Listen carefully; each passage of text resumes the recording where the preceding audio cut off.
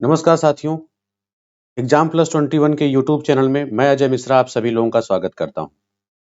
NCERT की श्रृंखला में अगला चैप्टर यानी चैप्टर नंबर 11 पे आज हम बात करेंगे, जो कि एनसीईआरटी के भाग 1 हमारे अतीत के भाग 1 का 11वां चैप्टर है। पिछले सारे वीडियोस में हम लोगों ने एनसीईआरटी के क्लास 6 के इतिहास के विषय के लगभग सारे चैप्टर्स को कवर किया।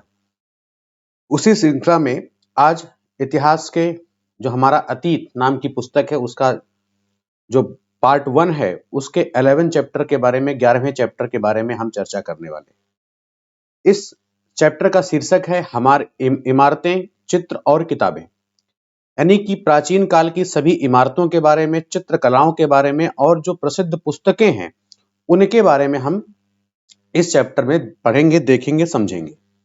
इसके साथ ही साथ किसी भी एनसीईआरटी के चैप्टर को पढ़ते समय यह भी ध्यान रखना चाहिए कि वह हमारे लिए यूपीएससी या किसी भी कॉम्पिटिटिव एग्जाम के लिए कहां तक उपयोगी है और उसमें उपयोगी तथ्य कौन से हैं, उन तथ्यों पर भी विशेष तौर पर हमें ध्यान देना चाहिए।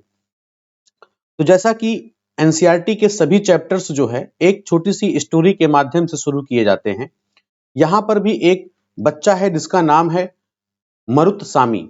मरुतसामी के छोटे से स्टोरी से शुरू होता है। मरुतसामी नाम का एक लड़का है, मरुतसामी नाम का, जो कि पहिएदार कुर्सी पर बैठ करके उसको जो है उसका भाई है वो उसे बिठा करके लौह स्तंभ दिखाने ले जाता है।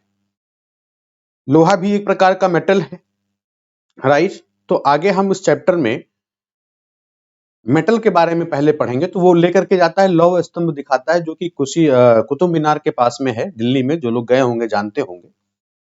तो सबसे पहले हम देखेंगे कि प्राचीन भारत के इतिहास में धातु विज्ञान क्या था। तो आप सभी ये जानते हैं कि प्राचीन भारतीय जो धातु वैज्ञानिक हैं उन्होंने विश्व में धातु विज्ञान के क्षेत्र में बहुत सारे योगदान दिए हुए। आर्कियोलॉजिकल खुदाई यानी पुरातात्विक खुदाई ने यह भी दर्शाया है कि जो हड़प्पा वासी थे वह कुशल शिल्पकार हुआ करते थे और उनको जो है धातुओं के बारे में काफी ज्यादा जानकारी भी थी और उन्होंने तांबे के धातु कर्म की जानकारी यानी तांबे पर शोध यानी धातुओं पर शोधन की भी उनको जानकारी थी। उन्होंने जो है तांबे और टीन को मिला करके एक नए प्रकार के धातु का निर्माण किया था जिसका नाम क्या है, कांसा। इससे काफी ज्यादा पता चलता है कि उन्होंने धातुओं के बारे में अच्छी जानकारी थी। लेकिन हड़प्पा वासियों के बाद के जो लोग थे जो उनके उत्तराधिकारी के रूप में थे वो लोग लौह युग से संबंधित थे यानी लोहे के युग से। तो भारत में अत्यंत विकसित किस्म के लोहे का निर्माण किया जाता था, यानी भारत जो है पूरे विश्व में लोहे के निर्माण के लिए भी प्रसिद्ध था और ये कई प्रकार के लोहा बनाते थे जिनमें कुछ प्रकारों के नाम यहाँ पे लिख रखा है, खोटा लोहा, पिटवा लोहा और ढलवा लोहा, राइट। तो ऐसे कई किस्म के लोहे का निर्माण करते थे। नेक्स्ट टॉपिक दे रखा है लौह स्तंभ। लौह स्तंभ के बारे में जो कि काफी ज्यादा लौह का मतलब होता है लोहा और स्तंभ का मतलब होता है खंभा, यानी लोहे का खंभा जो कि बहुत ज्यादा पुराना है। तो दिल्ली में एक जगह पड़ता है, उस जगह का नाम है महरौली। वहां पे कुतुब मीनार के परिसर के पास में ही एक लौह स्तंभ है जो कि भारतीय शिल्पकारों की कुशलता का एक बहुत ही अद्भुत उदाहरण है। इसकी ऊंचाई जो है 7.2 मीटर ऊंची है और वजन 3 टन से भी ज्यादा है। इसका निर्माण माना जाता है कि लगभग 1500 साल पहले हुआ था और इसके बनने के समय की जानकारी हमें इस पर जो खुदे हुए अभिलेख हैं उसके माध्यम से प्राप्त होती है। ऐसा माना जाता है उनके जो उस पे शिलालेख जो उस पे लिखा हुआ है उससे यह पता चलता है कि किसी चंद्र नाम के राजा ने के शासक का उस पे जिक्र है और उसने उसको बनवाया है। तो संभवतः ये चंद्र नाम का शासक है, ये गुप्त वंश का शासक है जिसको आम भाषा में या हम सभी लोग चंद्रगुप्त विक्रमादित्य के नाम से जानते हैं। तथाकथित रूप से कि इसने इसको जो है बनवाया है। और इस लौह स्तंभ की बहुत ही अच्छी विशेषता यह है जो कि पूरे विश्व में प्रसिद्ध है कि इतने वर्षों तक लगातार हर मौसम की मार झेलने के बाद भी इस लोहे के स्तंभ में किसी प्रकार का जंग नहीं लगा हुआ है, राइट। इसके बारे में अगर हम और बात करें तो ये जो लौह स्तंभ था, ये पहले बौद्ध विहार का एक हिस्सा हुआ करता था, जो कि 13वीं शताब्दी में कुतुबुद्दीन ऐबक ने इन विहारों को नष्ट करके और इसको जो है वहां पर कुतुब मीनार की स्थापना की, राइट। और इसके बारे में जो दूसरा तथ्य ये है कि लौह स्तंभ में 98% 98% हिस्सा जो है लोहे का है, लोहे से बना हुआ है। इतना ज्यादा हिस्सा लोहे का इस्तेमाल होने के बावजूद आज तक इसमें जंग नहीं लगा। ये पूरी दुनिया के लिए एक बहुत ही अजूबे जैसा है, राइट। साथ ही यह भी माना जाता है कि 1050 ईस्वी में 1050 में जो दिल्ली के संस्थापक हैं, जिनका नाम है अनंगपाल, जिनका नाम है अनंगपाल, तो अनंगपाल ने फिर से लोह स्तंभ को लेकर के आए और इसकी जो है स्थापना करी, इसको जो है लगाया, राइट। इसको जो है वहां पे स्थापित किया। यह भी माना जाता है कि जो लौह स्तंभ का सबसे शीर्ष वाला हिस्सा है, वह संभवतः वहां पर गरुड़ का कोई निशान बनाया जाने वाला था, इसलिए इसको एक दूसरे नाम से भी जानते हैं, उसका नाम है गरुड़ स्तंभ। ठीक है, ध्यान रखिएगा, अगर गरुड़ स्तंभ कहीं पे पूछा जाता है या कहीं लिखा हुआ मिलता है तो इसका संबंध किससे है? लौह स्तंभ से है, राइट। लौह स्तंभ के बाद यानी लोहे के स्तंभ के बाद कुछ ईंट और पत्थरों की इमारतों के बारे में हम बात करते हैं। तो इन जो शिल्पकार हैं, इनकी जो कुशलता है, उनके नमूने के तौर पर हमें स्तूपों जैसे कुछ इमारतों को देखने को मिलती हैं। स्तूप का मतलब होता है टीला, यानी टीले जैसी इमारत। तो हालांकि जो स्तूप हैं वह अनेक आकार के होते थे, कभी गोल बनाते थे, कभी लंबे रूप में बना देते थे, कभी बहुत बड़े या बहुत छोटे, लेकिन उन सब में समानता थी, राइट, कि वो एक ही प्रकार से बनाए जाते थे। उनका साइज भले अलग ही हुआ करता था। तो प्राय जो सभी स्तूप के भीतर एक छोटा सा डिब्बा रखा जाता था और इन डिब्बों में क्या होता था कि बुद्ध और उनके अनुयायियों के शरीर के अवशेष रखे जाते थे, जैसे दांत हो गया, हड्डी हो गई, उनकी राख हो गई, या उनके द्वारा प्रयोग में लाए जाने वाला कोई सामान है, कोई कीमती पत्थर है, राइट। तो इन सबको जो है उसमें रखा जाता था। जो ये बॉक्स होते थे, इन बॉक्स को क्या बोलते थे? धातु मंजूसा, राइट। इसे क्या कहते थे? धातु मंजूसा। तो जो इस प्रारंभ के स्तूप हैं या धातु मंजूसा हैं, उनके ऊपर रखा होता था मिट्टी का टीला। बाद में इसी टीले को ईंटों से ढक देते थे और उसके बाद के काल में उसमें गुंबद नुमा ढांचे को तराशते हुए उसे पत्थरों से ढक दिया जाता था।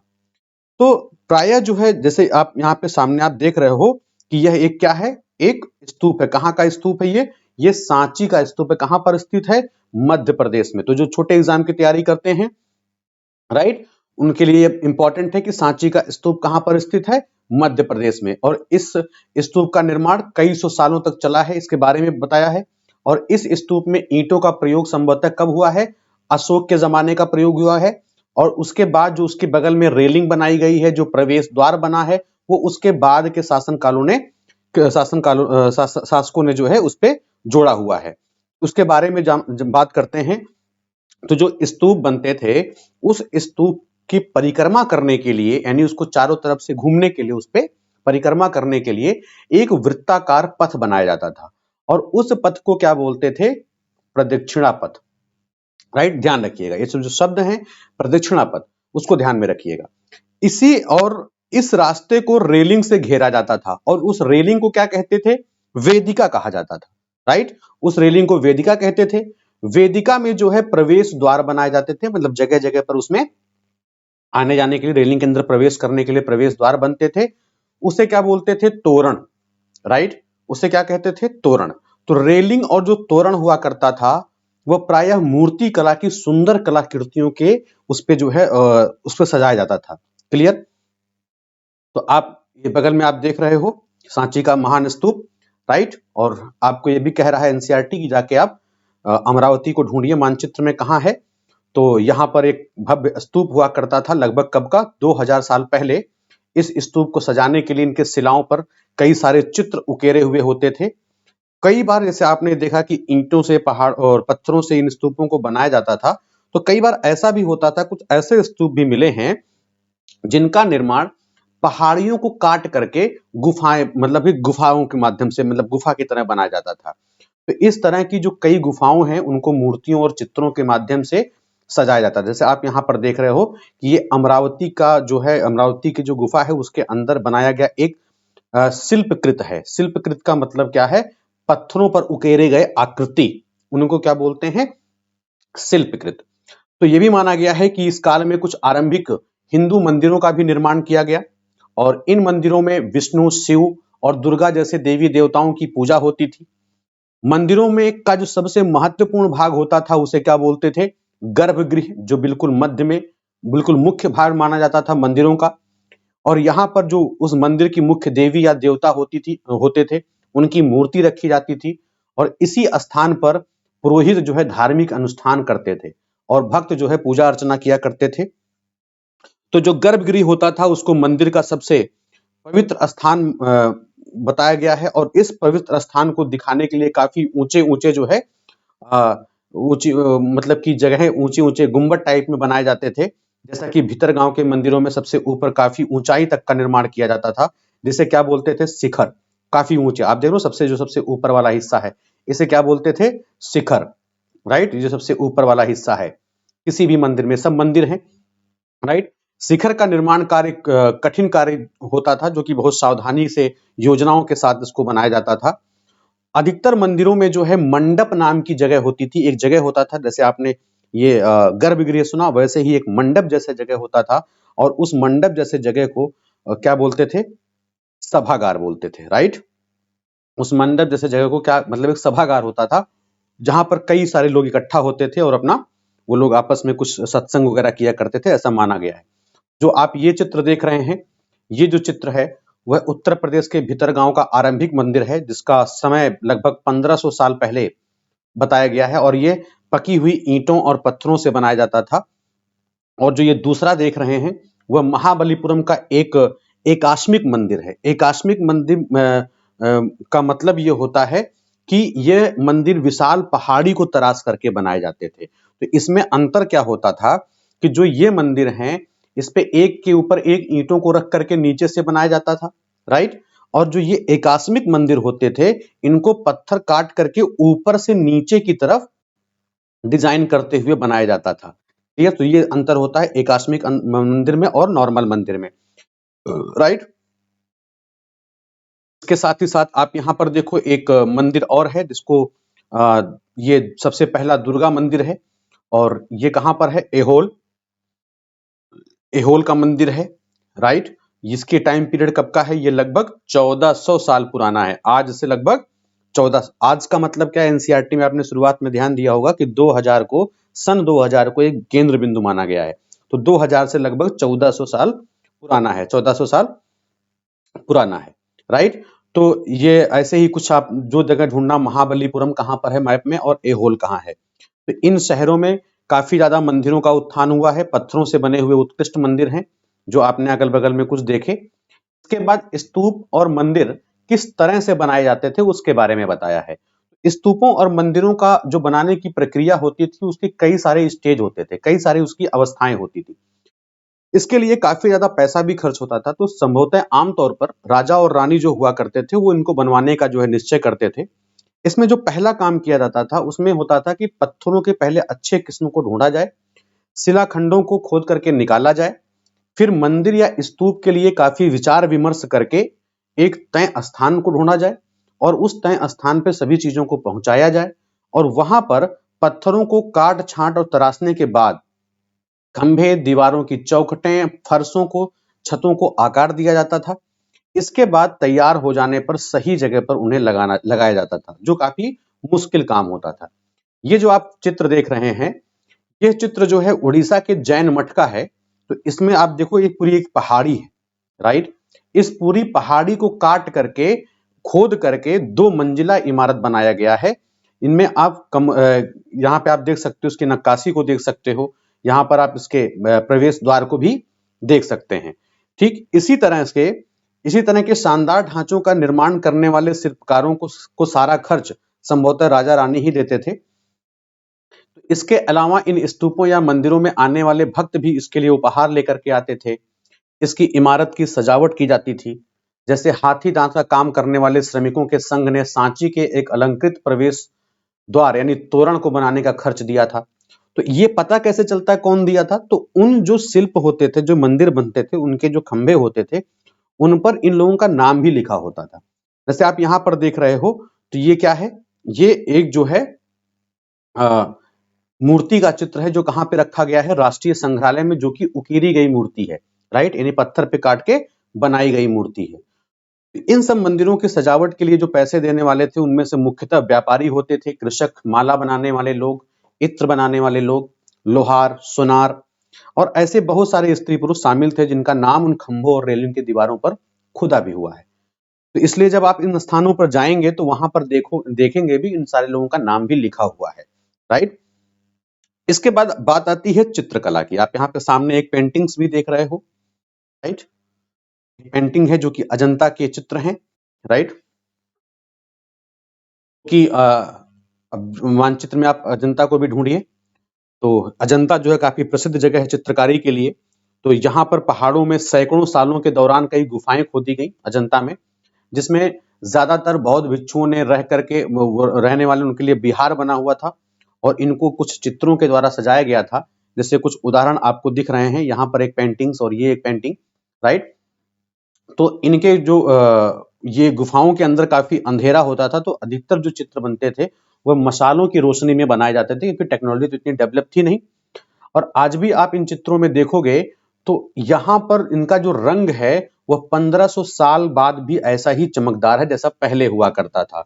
और इसमें खास बात यह है कि ये जो रंग होते थे, ये पौधे और खनिजों से बनाए गए रंग थे। तो जो इस महान कृतियां बनाने वाले जो कलाकार हैं, वो आज के टाइम पे खो गए हैं, राइट? उनके बारे में कोई जानकारी नहीं है, राइट? धीरे धीरे जानकारी पता चलेगी, ठीक। इसके बाद चित्रकारी के बाद आते हैं पुस्तकों की दुनिया में। तो इस युग में बहुत सारे प्रसिद्ध महाकाव्यों की रचना की गई है और ये जो उत्कृष्ट रचनाओं में इन रचनाओं में जो है स्त्री पुरुषों के बारे में, उनकी कहानियों के बारे में, उनकी वीर गाथाओं के बारे में, कुछ देवताओं के बारे में जुड़ी हुई कहानियां हैं। तो ऐसा ही करीब 18 साल पहले एक प्रसिद्ध तमिल महाकाव्य है जिसका नाम है सिलपद्दिकारम, जिसकी रचना करी है इलांगो नामक कवि ने। इसमें कोवलन नाम के एक व्यापारी की कहानी है और वह पुहार में रहता है। पुहार एक जगह का नाम है। वह अपनी पत्नी कंगनी की उपेक्षा करके, मतलब उसे छोड़ करके, वह एक नर्तकी माधवी से प्रेम करने लगता है। बाद में वह कनंगी पुहार छोड़कर मदुरै चले गए। वो जो व्यापारी था, राइट, और उसकी पत्नी वो पुहार छोड़ करके मदुरै चले जाते हैं। वहां पांड राजा के दरबारी जो है जौहरी ने कोवलम पर चोरी का झूठा आरोप लगा दिया, जिस पर राजा ने उसे प्राणदंड दे दिया। तो कंगनी जो अभी भी उससे प्रेम करती थी, इस अन्यास के, मतलब ये जो घटना घटी, उसके दुख और रोष से भर गई और उसने मदुरै शहर का पूरी तरह से विनाश कर दिया। तो उसके बारे में शिल्पाधिकारम में जो है कहानी लिखी गई है। उसका एक कहानी का छोटा हिस्सा यहाँ पर दिखाया भी गया है, बताया भी गया है। ये सब कहानियां बहुत इंपॉर्टेंट होती हैं जो लोग वैकल्पिक विषय ऑप्शनल के रूप में हिस्ट्री को चुने हुए हैं, राइट। और इसके साथ ही साथ जो अन्य एग्जाम हैं, जैसे पीसीएस की अगर एग्जाम की बात करें, तो यहाँ पर जब जीआईसी के एग्जाम की बात आती है, प्रवक्ता परीक्षा की, तो वहां पर भी जिनका वैकल्पिक विषय इतिहास है, तो उनको जब 250 वर्ड का आंसर लिखना होगा, तो ऐसी कुछ कहानियों के अंश का अगर वर्णन करेंगे तो एक अच्छा हाईलाइट माना जाएगा इसको। तो इसमें बताया गया है कि वो मेरे दुख तो देखो, वो कहती है, और उसके दुख का वर्णन कवि करता है कि ओह मेरा दुख तो देखो, तुम मुझे सांत्वना तक नहीं दे सकते। क्या यह सही है कि विशुद्ध सोने से भी सुंदर तुम्हारा शरीर बना हुआ बिना धूल से यूं सना हुआ पड़ा है? यह कहाँ का न्याय है कि गोधूली की इस स्वर्णिम आभा में फूलमाला से ढके सुंदर वक्ष स्थल वाले तुम जमीन पर पड़े हुए। मैं अकेली असहाय और हताश होकर खड़ी हूं। क्या ईश्वर नहीं है? क्या इस देश में ईश्वर नहीं है? पर क्या उस स्थान पर ईश्वर रह सकते हैं जहां के राजा की तलवार निर्दोष नवांगुत के प्राण ले लेती है? क्या ईश्वर नहीं है? नहीं है। ऐसा कुछ वर्णन किया गया है। इसी के साथ एक और तमिल महाकाव्य है जिसका नाम है मणि मेखलई, जिसकी रचना होती है लगभग 1400 साल पहले और इसके रचनाकार हैं रत्नार। इसमें उन्होंने कोवलम और उस माधवी की बेटी के बारे में बताया है और ये रचनाएं कहानियां बहुत सदियों पहले खो गई थी, लेकिन इनकी पांडुलिपियों को दोबारा लगभग 100 साल पहले खोजा गया, मिली वो, उनसे उसके बारे में पता चला। अन्य लेखकों में जैसे कालिदास हैं, इनके बारे में हमने पढ़ा और ये काफी प्रसिद्ध हैं, राइट। ये अक्सर जो है संस्कृत में लिखा करते थे। इनका एक प्रसिद्ध ग्रंथ है जिसका नाम है मेघदूत। यहाँ पर एक मेघदूत की स्टोरी दी गई है। मेघदूत नाम के पहले भी एक छोटी सी कहानी है कि जो कालिदास हैं वो नेपाल में जो है किसी राजा के यहाँ काम करते थे। उनका काम ये हुआ करता था कि जब राजा पूजा के लिए जाते थे तो उनके लिए वो फूल तोड़ करके लाते थे। लेकिन समय बीतने के बाद कालिदास का विवाह हो जाता है। उसके बाद वह एक रात जो है देर से सोते हैं और सुबह नहीं उठ पाते। इसकी वजह से राजा को बहुत ही दुख होता है और राजा गुस्से में आकर के कालिदास को त्रिकूट के पर्वत पर भेज देता है, राइट। तो वो एमपी चले आते हैं और मध्य प्रदेश में पहाड़ों पर रहते हैं। उस पहाड़ों पर अपनी पत्नी को मेघों के माध्यम से संदेश देते हैं और उसी संदेश को जो है किसमें संकलित किया गया, मेघदूत नाम से संकलित किया गया कि मेघों को दूत बना करके कालिदास ने अपनी पत्नी के लिए पत्र लिखा, राइट। ये उस समय की टेक्नोलॉजी है जब वाईफाई नहीं चला करती थी, क्लियर।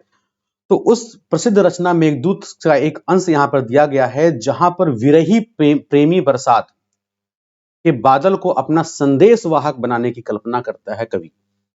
और उसमें जो है बादलों को उत्तर की ओर ले जाती हुई ठंड हवाओं का वर्णन किया है कि तुम्हारे बौछारों से मुलायम हो उठी मिट्टी की भीनी खुशबू से भरे, हाथियों की सांस में बसी जंगली गुलर को पकाने वाली शीतल बयार तुम्हें तुम्हारे साथ धीरे धीरे बहेगी, राइट। तो इन्हें प्राकृतिक प्रेमी भी कहा जाता है कालिदास को, राइट।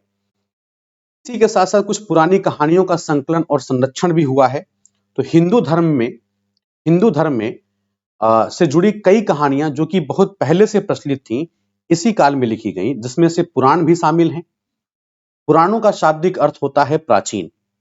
पुराणों में विष्णु, शिव, दुर्गा, पार्वती जैसे देवी देवताओं से जुड़ी हुई कहानियां और इन देवी देवताओं की पूजा अर्चना की विधियों को भी बताया गया है।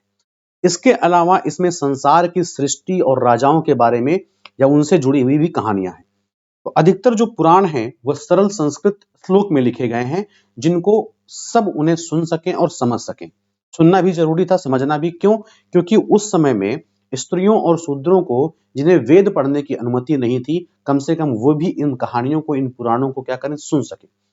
तो पुराणों का पाठ पुजारी जो है मंदिरों में किया करते थे, जिसे लोग अक्सर सुनने आते थे।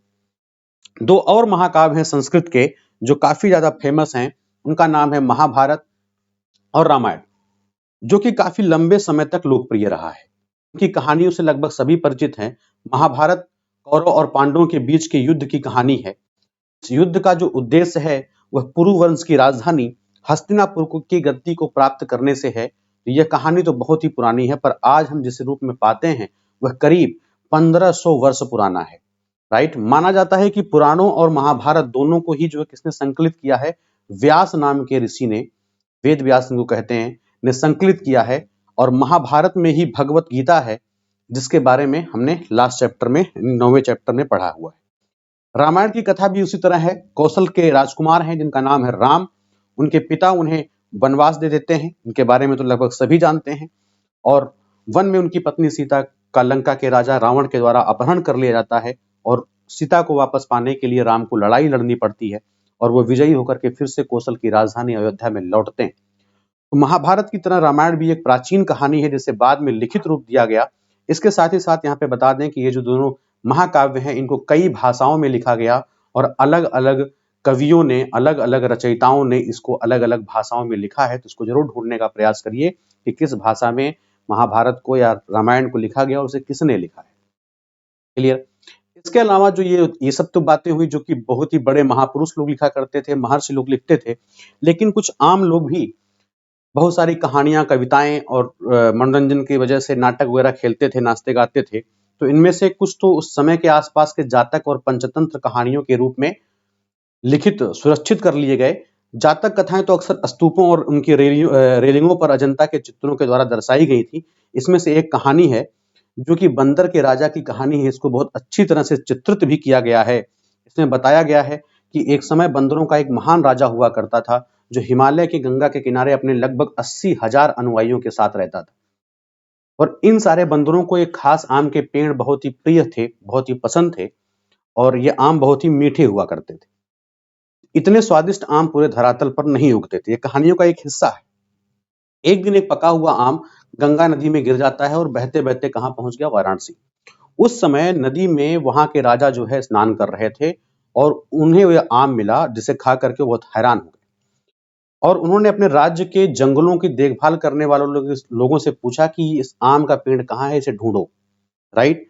तो वो राजा को हिमालय की पहाड़ी पर लेकर के जाते हैं। वहां पहुंचकर राजा और उनके दरबारी जो उनके साथ गए हुए होते हैं, उस आम को खाते हैं।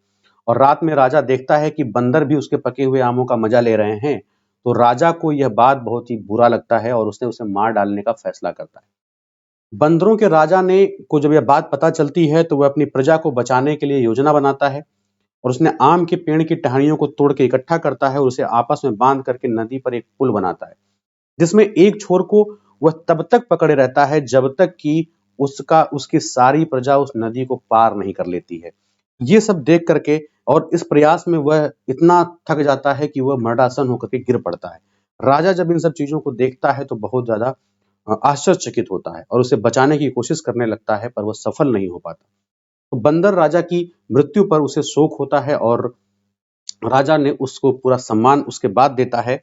तो मध्य भारत में एक ये जो कहानी है वो एक चित्र के माध्यम से मध्य भारत में भरहुत के एक स्तूप से मिले हुए एक पत्थर पर उकेरे गए चित्र से में इसको दिखाया गया है।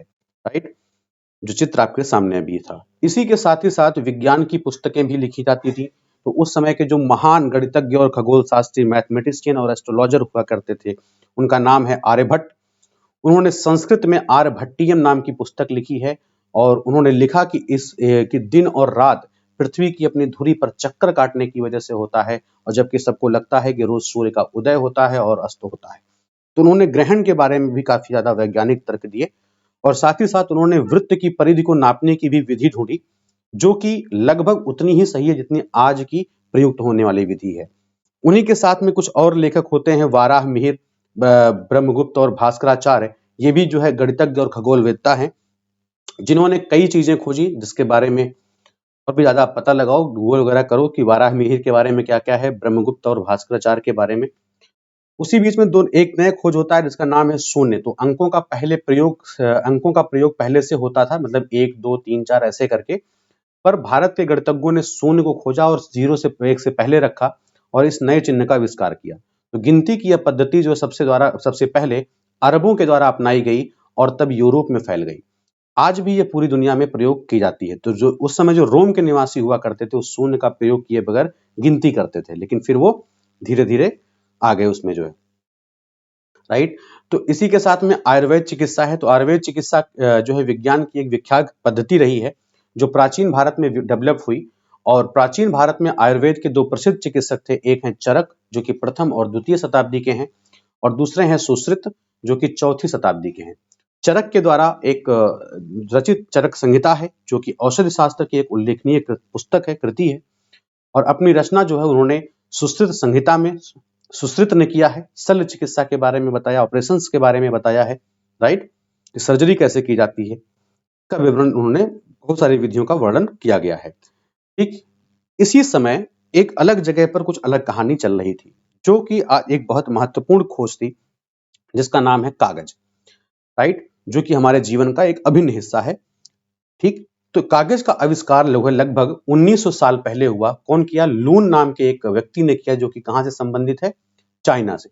उसने पौधों के रेशे, कपड़े और रस्सियों को, पेड़ की छालों को पीट पीट कर लुगदी बनाया, उसे पानी में भिगोया, फिर उसे लुगदी को दबा करके उसका पानी निचोड़ा, तब सुखा करके कागज बनाता है। और आज भी हम हाथ से कागज बनाने की ऐसी विधियों को अपनाते हैं। क्लियर। तो कागज बनाने की तकनीक को सदियों तक गुप्त रखा गया। चाइना वाले सारे यही काम ऐसे करते हैं। 1400 साल पहले तक यह कोरिया में पहुंच गया। उसके तुरंत बाद वह जापान, और फिर 1800 साल पहले बगदाद में पहुंचा। फिर बगदाद से ये पूरे यूरोप, अफ्रीका और एशिया के अनेक हिस्सों में पहुंचने लगा। यानी कि आप बात करो अगर इस महाद्वीप की, तो यह उपमहाद्वीप में कागज की जानकारी कहां से मिली? बगदाद से मिलती है। राइट।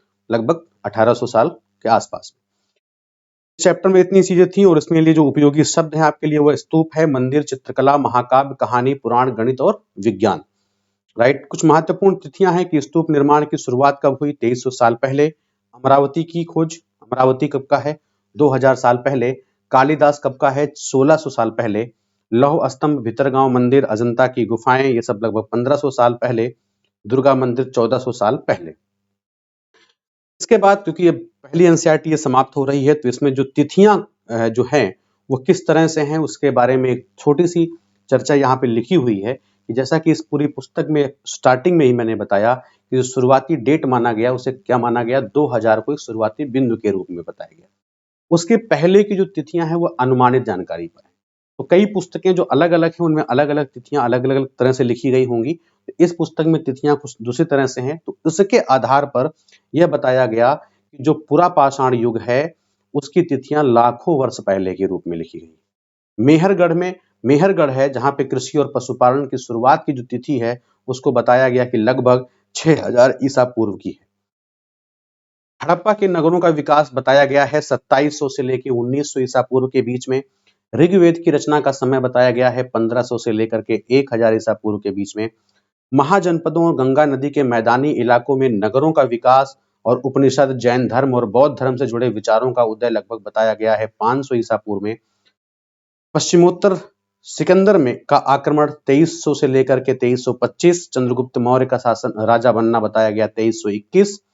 अशोक का शासनकाल 272 268 थोड़ा सा इसमें अपवाद का विषय है ये। ईसा पूर्व के बीच में और से लेकर के 231 ईसा पूर्व के बीच में बताया गया है। संगम साहित्य की रचना 300 ईसा पूर्व में से लेकर के 300 ईस्वी तक बताई गई है। कनिष्क का शासन लगभग 78 से 100 ईसा पूर्व से ईस्वी से लेकर के आगे तक का निश्चित नहीं कब तक रहा है। गुप्त साम्राज्य की स्थापना 320 ईस्वी में। वल्लभी परिषद में जैन साहित्य का संकलन लगभग 512 से 521 ईस्वी में। हर्षवर्धन का शासनकाल 606 से 47 तक ईस्वी तक। चीनी यात्री ह्वेत्सांग का भारत में आगमन 630 से लेकर 643 ईस्वी तक और पुलकेशिन द्वितीय का शासन 609 से लेकर के 642 ईस्वी के बीच में बताया गया है। तो यहाँ पर आपके क्लास 6 की एनसीईआरटी का पार्ट 1 जो कि आवर पास्ट भाग 1 है, यानी हमारे अतीत भाग 1 का पूरी तरह से समापन होगा। तो कल हम ये प्रयास करेंगे कि नेक्स्ट वीडियो में इनसे संबंधित जो वस्तुनिष्ठ प्रश्न हैं यानी एमसीक्यूज हैं उन पे एक छोटा सा डिस्कशन जरूर किया जाए। राइट। तब तक वीडियोस को पूरा देखते रहें, 11वें चैप्टर को पूरी तरह से पढ़ें जिससे एमसीक्यूज करने में थोड़ी सी आसानी हो। राइट। Thank you.